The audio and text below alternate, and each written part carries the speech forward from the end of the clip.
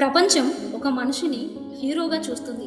కానీ ఒక తల్లి మాత్రం అతను పడిపోయిన రోజుల్లో కూడా అతనిలోని వెలుగును చూస్తుంది.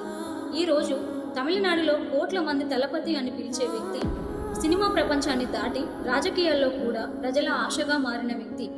ఆ విజయ్ వెనకాల ఒక నిశ్శబ్ద శక్తి ఉంది. ఆమె పేరు శోభా చంద్రశేఖర్. ఒక తల్లి చూసిన భవిష్యత్తు.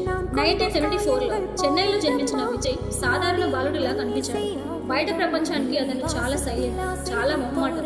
కానీ అతని అమ్మ మాత్రం అతని కళ్ళల్లో ఒక అగ్ని చూసింది. శోభా చంద్రశేఖర్ కేవలం తల్లి మాత్రమే కాదు, ఆమె ఒక playback singer, writer, producer, director కూడా.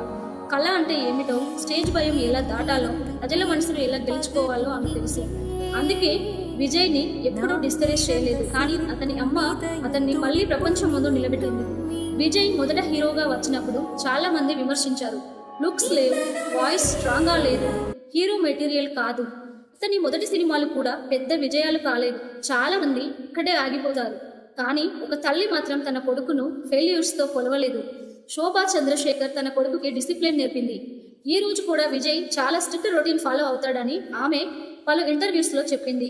రాత్రి షూట్స్ అవాయిడ్ చేయడం, సాధారణ జీవితం గడపడం, సైలెంట్ డిసిప్లిన్ మెయింటైన్ చేయడం, ఈ అలవాట్లు విజయ్ పర్సనాలిటీకి బ్యాక్ బోన్ అయ్యాయి. తమిళ సినిమా ప్రపంచంలో అత్యంత ప్రేమించబడిన నటుడిగా ఎదిగాడు. తరువాత సినిమా ఫేమ్ను వదిలి ప్రజల కోసం రాజకీయాల్లోకి అడుగుపెట్టాడు. 2024లో ఆయన టీవీకే పార్టీని ప్రారంభించారు. 2026 ఎన్నికల్లో అతని పార్టీ తమిళనాడు రాజకీయాల్లో భారీ ప్రభావం చూపించింది. ప్రజలు విజయ్లో ఒక కొత్త నాయకుడిని చూడడం ప్రారంభించారు. కానీ ఆ ప్రయాణం వెనకాల ఒక తల్లి ప్రార్థన ఉంది. విజయ్ తన తల్లి కోరిక కోసం చెన్నైలో సాయిబాబా ఆలయం నిర్మించాడని వార్తలు వచ్చాయి. అది కేవలం ఒక టెంపుల్ కాదు, అది ఒక కొడుకు తన తల్లిపై ఉన్న గౌరవం. ఎందుకంటే విజయ్కి తెలుసు, నా జీవితంలో నన్ను మొదట నమ్మింది మా అమ్మ అని. ప్రపంచం మీ మీద డౌట్ పెట్టవచ్చు, మీ ఫ్రెండ్స్ వెళ్ళిపోవచ్చు, మీ ప్లాన్స్ అన్నీ ఫెయిల్ కావచ్చు. కానీ ఒక తల్లి నిజంగా నమ్మితే ఆ నమ్మకం మనిషిని చరిత్రగా మార్చగలదు. ఈరోజు తమిళనాడు ఒక నాయకుడిని చూస్తోంది.